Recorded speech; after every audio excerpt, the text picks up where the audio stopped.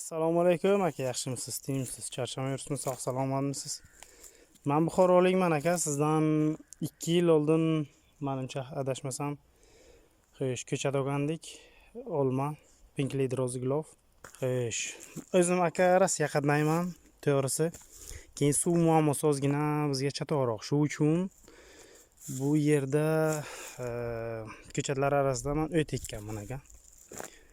Chunki bolalarim yer kattaligi uchun o'zi sug'urib bilmaydi. O'sha uchun kartoshka, piyoz, sabzavot ekishga sharoitim yo'qroq.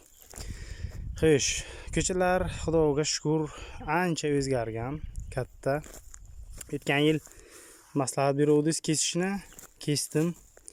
Mana shu bo'y beldi. Xatolari bor, yo'q emas. Mana bu qurib qoldi ana. Bilmadim nimaga. Sababini bilmadim. Bu strashniy emas aka. Hammasi zo'r, davolni, Xudoga shukr. Ana endi sizga hosilni ko'rsatsam aka. Mana hosilni qarang. Xudoga shukr, kattaligini qarang. Hech qanaqa dori qilganim yo'q. Xo'sh, mana bitta daraxtda 12 donacha. Buni endi mana bunisi salgina churib qo'ygan ekan. Mayli, bu o'tlar arasida qo'ygani sababi, по-моему, atak hammasi yaxshi, Xudoga shukr. Mana aka, hammasida yo'q hosil. Mana bunda bor, mana kamroq bo'lsa ham. Mana bunda bor. Kechagi marakamizda Xudo xohlasa o'zimiz almamizdan darsonga tortdik.